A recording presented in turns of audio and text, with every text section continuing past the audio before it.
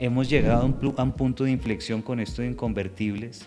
Es decir, por primera vez creo que mucha gente se dio cuenta de los alcances de la izquierda perversa, una izquierda que ha producido al menos 120 millones de muertos y que viene por más, porque es que el proyecto de Inconvertibles va a llevar a la cárcel a un sacerdote, a unas personas como nosotros que hablemos de esto en medios de comunicación, puede cerrar colegios como pretendieron hacer con el caso falso, ficticio, el montaje de Sergio Urrego, que es un montaje que yo lo denuncié. Entonces, el tema es muy grave.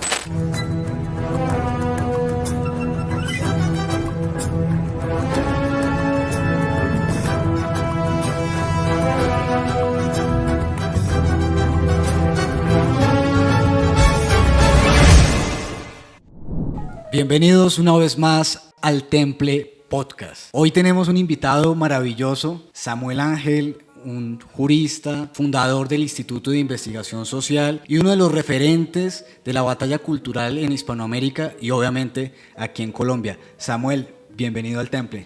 Muchísimas gracias, para mí es un honor estar acá y les deseo todo el éxito con este podcast. Gracias, Samuel. Pues mira, hoy nos congrega o nos reúne un diálogo en torno a dos temas específicos que han dado mucho de qué hablar en la política y en la sociedad civil. El primero es la batalla cultural y el segundo, pues el proyecto de ley Inconvertibles, que se ha convertido para los sectores conservadores de la sociedad un problema álgido. Para poder introducirnos a este tema, que está correlacionado, siento que es importantísimo, Samuel, que nos expliques qué es la batalla cultural, de qué hablamos cuando hablamos de batalla cultural. Bueno, yo lo explico con mis palabras, varios de mis compañeros, amigos que en el mundo dan esta batalla lo explican a su forma. Es más o menos la mutación que hubo del marxismo clásico materialista al marxismo cultural de Gramsci, que se fue por el mundo de las ideas y que decía que si se dominaba el mundo de las ideas se podría dominar a la sociedad. Entonces, en ese sentido es inocular esas ideas comunistas, marxistas. En este momento ya hablamos de globalismo, progresismo en las escuelas, en los medios de comunicación, en la farándula, en los panfletos, en los grafitis, en los libros, en la música, y es lo que efectivamente estamos viendo. O sea, Gramsci fue un precursor de no solamente del contenido, sino de la estrategia, y es lo que han venido aplicando nuestros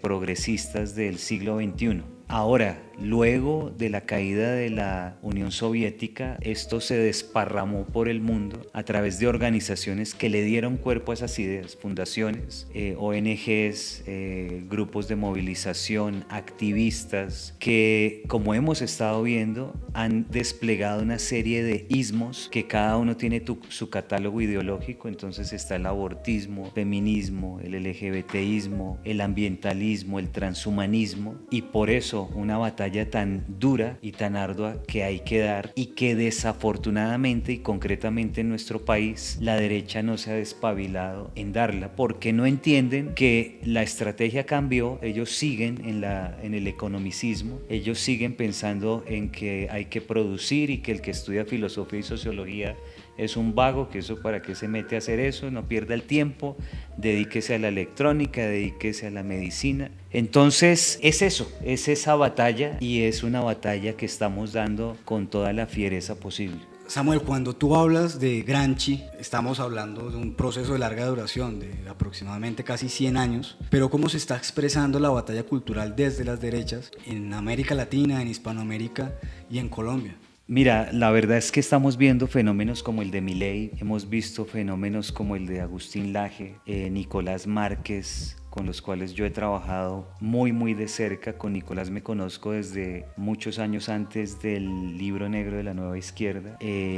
Nosotros aquí particularmente desde inclusive por allá el 2007-2008 con temas como las fundaciones, los think tank que promovió tanto Atlas Foundation y todas estas organizaciones que desplegaron ese tipo de organizaciones por nuestro continente. Digamos que en el contexto colombiano yo he sido el precursor de la batalla batalla cultural, claro, al lado de figuras gigantes como Agustín, con el cual hemos hecho muchas giras en Colombia. Yo lo traje muchas veces, somos los editores y yo soy el prologuista del libro negro de la Nueva Izquierda. Trajimos a Milei, ni nada más ni nada menos, que es uno de los presidentes más conocidos del mundo, del planeta en este momento. Lo trajimos desde el Instituto de Investigación Social, hicimos una gira. Yo me atrevería a decir que somos, con toda la humildad, el epicentro de la batalla cultural en Colombia, no solamente los precursores, sino el epicentro. En Colombia concretamente publicamos el diagnóstico de la situación del aborto, de lo cual no se preguntan ni siquiera sectores pro vida. Es decir, la gran pérdida en esa batalla en Colombia, que es el país más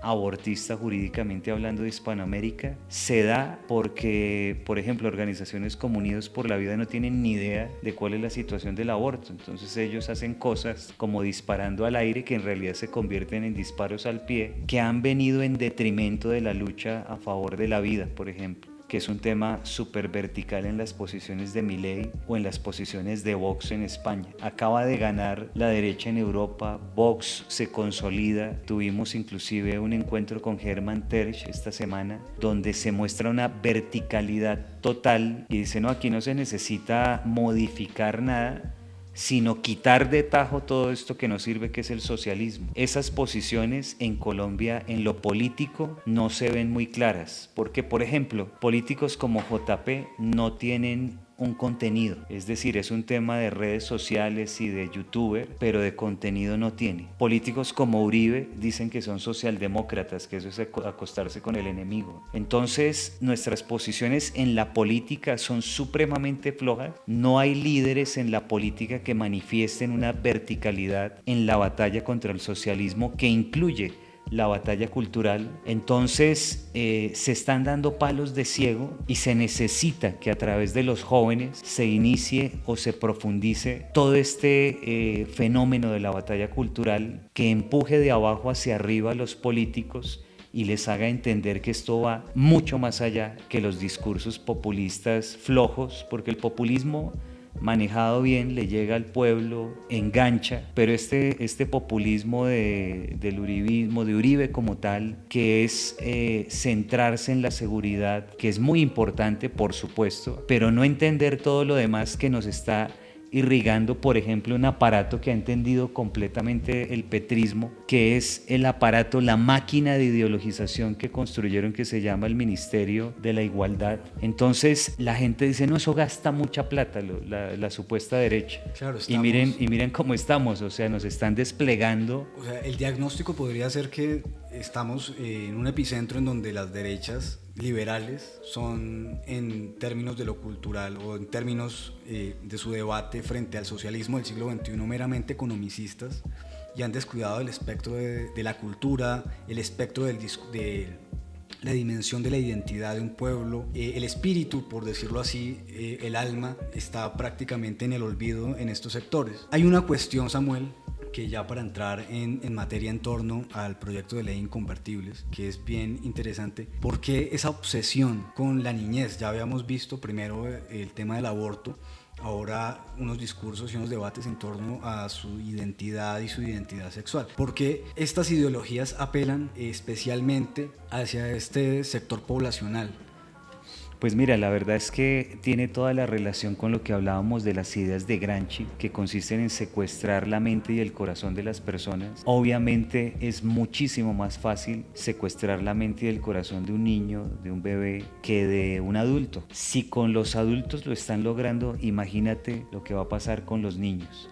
Por eso el discurso de posesión para la alcaldía de Claudia López se centró en su momento en decir, vamos por los niños, nos vamos a encargar de los niños. Realmente es una obsesión, y ustedes vieron posteriormente a Claudia López gritando ley de infancia trans ya, y a pleno pulmón y en las marchas como una activista, exactamente igual que Petro, que son activistas, no saben gobernar. Entonces el tema es peligrosísimo y no van a parar. Oviedo, que es uno de los frutos de Duque, que está ahora de concejal, la semana pasada estuvimos en una sesión del consejo donde quieren imponer un acuerdo que tiene que ver con cambiar todo el tema de educación a base de imponer la ideología de género vía los cabildos estudiantiles, y él habla concretamente, taxativamente, ustedes pueden ver la sesión del Congreso del viernes pasado, dice: tenemos que hacer un cambio cultural, y lo proyectó y dice así: cambio cultural. El tema es súper serio, hemos llegado a un punto de inflexión con esto de Inconvertibles. Es decir, por primera vez creo que mucha gente se dio cuenta de los alcances de la izquierda perversa, una izquierda que ha producido al menos 120 millones de muertos y que viene por más, porque es que el proyecto de Inconvertibles va a llevar a la cárcel a un sacerdote, a unas personas como nosotros que hablemos de esto en medios de comunicación, puede cerrar colegios como pretendieron hacer con el caso falso, ficticio, el montaje de Sergio Urrego, que es un montaje que yo lo denuncié. Entonces el tema es muy grave. Claro, son como mecanismos de corrección política en donde empujan prácticamente para imponer sus agendas bajo el discurso de la tolerancia, prácticamente podríamos decir que eso es lo que están pues haciendo.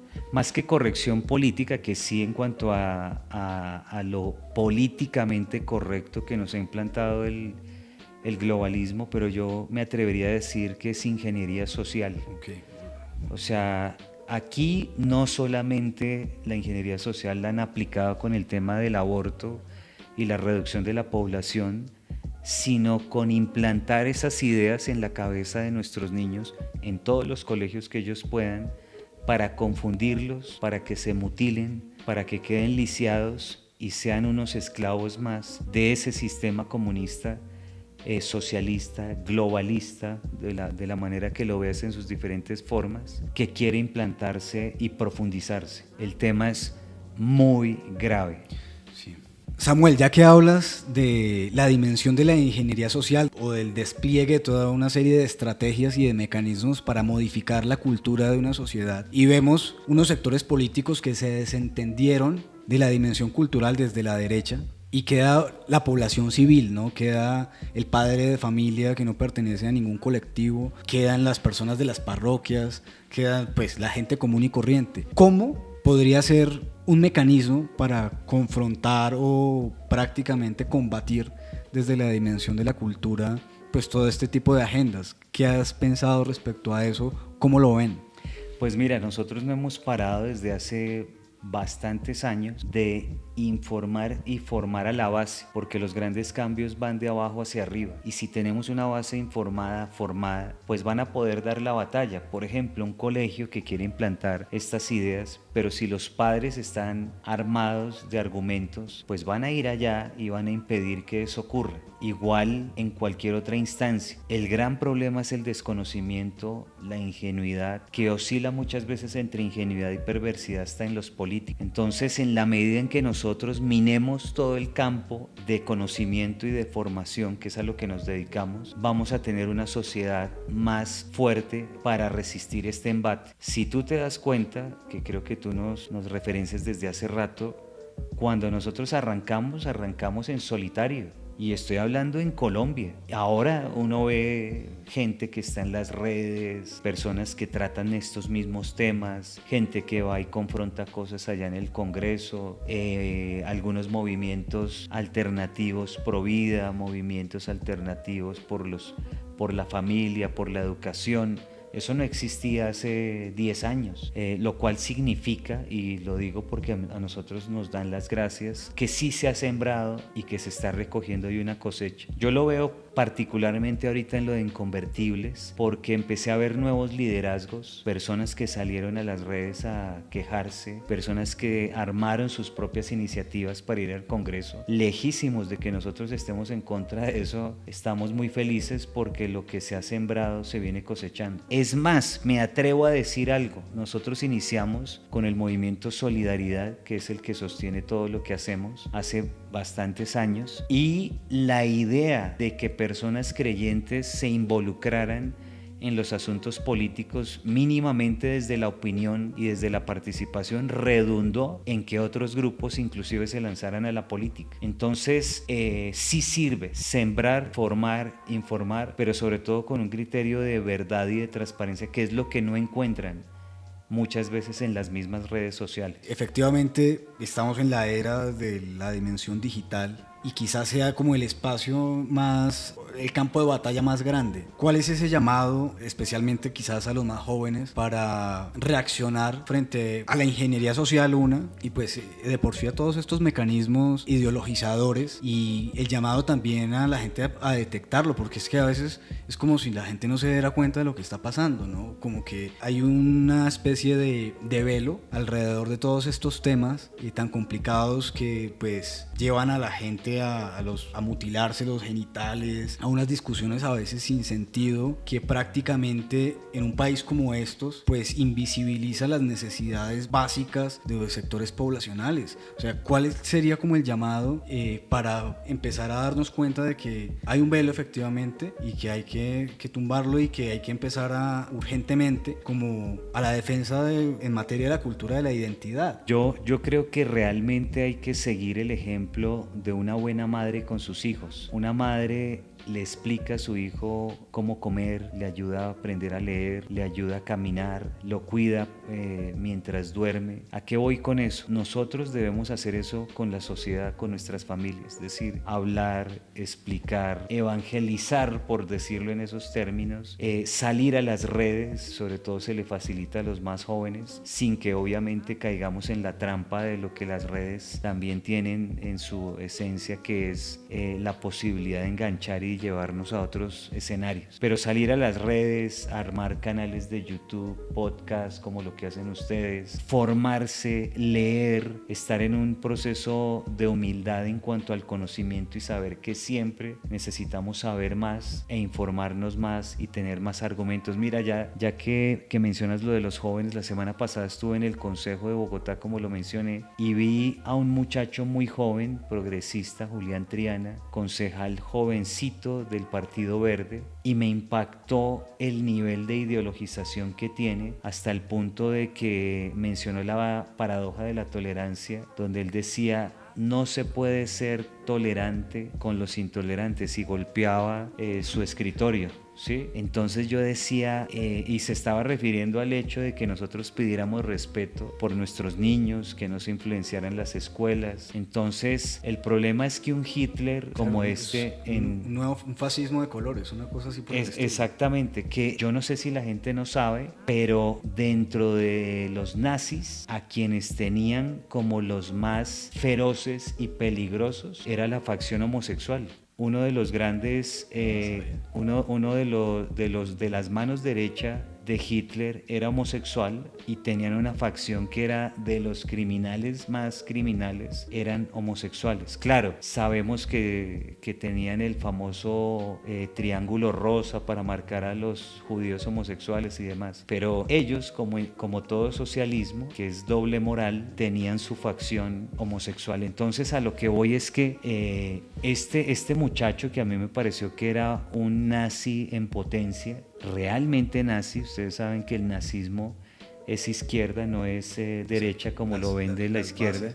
Las bases son socialistas. Totalmente. De hecho, Goebbels, yo conseguí un documento en Francia donde él decía: los verdaderos socialistas de Europa somos nosotros. Entonces yo quedé muy impresionado, porque el nivel de adoctrinamiento que tienen estos muchachos es tal que el daño que están haciendo ahora que están en el poder, digamos en este caso en el Consejo, lejos de convertirse en un beneficio para la comunidad, se convierten en un daño. Y es un muchacho muy joven. Yo quiero recordar, cuando hablamos de democracia, que en las bases, en los inicios de la democracia, que fue en Grecia, esa democracia representativa la representaban los ancianos, no los niños ni los jóvenes. Exactamente. Entonces tenemos gente me impresionó la caída abrumadora de edad de los concejales de Bogotá, la inmensa mayoría muy jóvenes, por la influencia de las redes sociales para elegirse y eligiendo cosas o decidiendo cosas que son tan importantes, pero con un contenido tan dañino.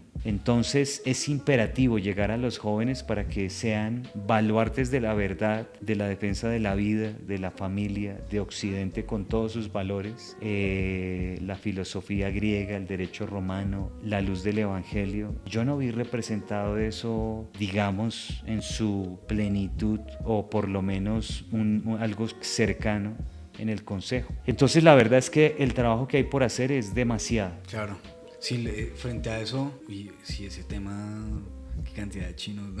Sí, yo quedé impresionado. No quiero tocar, pero sí impresionante. Mira, hay una progresista que se llama Donka. ¿Donka? Sí, tiene un nombre como de tira cómica, pero no, es de verdad, así con su pelo rojo, rapada así tipo María José Pizarro, jovencita, y ella decía: la ideología de género no existe, la ideología de género está en el mundo de las ideas. Yo le quería responder precisamente, o sea, claro, precisamente, pero en el discurso mediocre del progresismo, para ella decir que estaba en el mundo de las ideas era que no existía. Al contrario, una de las muestras es el otro señor, Julián Triana, que tan arraigadas tienen las ideas que le falta un poquito y nos cuelgan, hermano. Nos ejecutan a todos. Nos ejecutan a todos, un poco como lo de la Espriella, que es tan admirado por algunas personas como fuerte y sale así bien serio y bien fuerte, y saca un video en estos días defendiendo a Uribe, y entonces dice: no, y nosotros representamos el liberalismo, y sale la imagen famosa de la bandera de la fraternidad de la Revolución Francesa.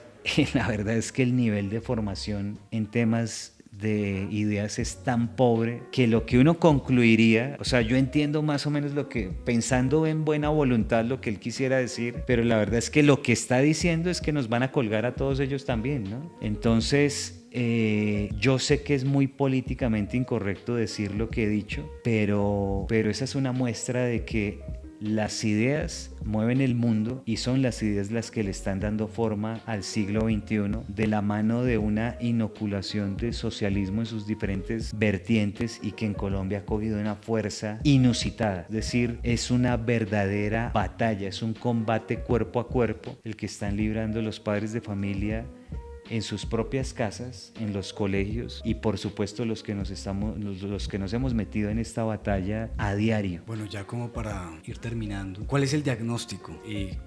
¿Hay un panorama esperanzador frente al estado actual de la sociedad colombiana? ¿Cómo lo ves? Porque es que si bien siempre señalamos como lo caótico, que obviamente nos afecta y hay que atacarlo, ¿hay espacio para la esperanza y hay ejemplos de eso? Yo creo que sí hay esperanza, en la medida en que, como mencionaba, veo mucha gente nueva saliendo al ruedo, gente jovencita saliendo a las redes, personas que se están dedicando a estudiar. Yo solo tengo una preocupación, y es que por alguna circunstancia que no me he podido explicar, he visto algunas personas que cuando se lanzan, digamos, a temas de batalla cultural o políticos, empiezan a vender un poquito de humo cuando sus redes empiezan a crecer, y entonces empiezan a decir, yo logré, como hoy, ¿no? Hoy con lo de Inconvertibles, gracias a que hicimos no sé qué, se cayó, votaron negativo. No hubo votaciones, para empezar por ahí, no hubo votaciones. El tema fue por unos plazos, por tiempos.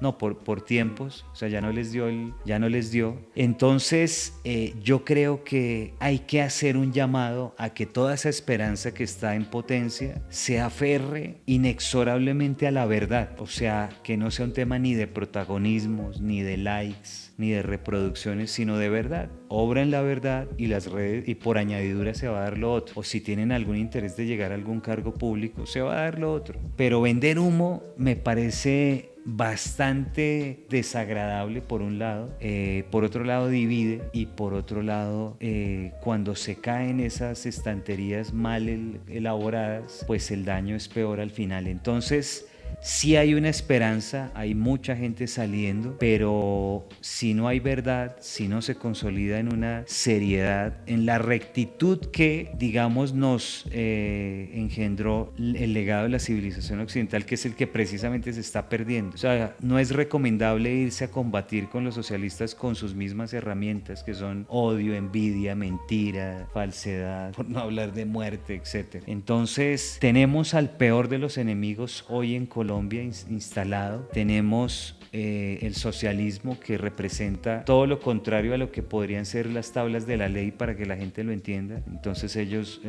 mienten, roban, desean lo de los demás, hay envidia, han matado 120 millones de personas, aquí lo tenemos más que plasmado con todos los grupos guerrilleros, y no podemos competir o combatir en con los mismos códigos. Con los mismos códigos, exactamente, sino con todos los contrarios, ¿no? Con que no se roba, no se miente, no se desea lo del prójimo, se dice la verdad realmente con contundencia, y vamos a tener una gran esperanza. Bueno, Samuel, muchas gracias por esta conversación, por ilustrarnos respecto a la batalla cultural y los riesgos, pues, de la sociedad actual frente al fenómeno del progresismo, del socialismo del siglo XXI en Colombia, en Hispanoamérica. A ustedes, muchas gracias por estar conectados. Hola, ¿cómo estás? Soy Samuel Ángel. Desde hace muchos años venimos dando esta batalla cultural. Estamos haciendo un gran esfuerzo para tener un canal de YouTube bastante robusto, donde a diario o semanalmente tengas información privilegiada. Es un trabajo intelectual. Si te gustan mis videos, te gustan mis libros o te gustan mis conferencias o lo que hacemos, ayúdame con tu donación a través de Patreon. En el final de cada uno de nuestros videos está el enlace, o en las cajitas de descripción están los mecanismos a través de los cuales, según sea el país, nos puedes colaborar. Es una batalla bastante desigual, porque el globalismo tiene muchísimos recursos, ingentes recursos, para implantar sus ideologías. Ayúdame, permíteme llegar a más gente. Comparte mis videos, dale clic y coméntalos. Eso también ayuda mucho. Si quieres donar, aquí está el enlace de Patreon, y, como te decía, en la cajita de descripción de todos nuestros videos está diferentes sistemas para donación. Cuento contigo. Demos juntos la batalla y que viva la libertad.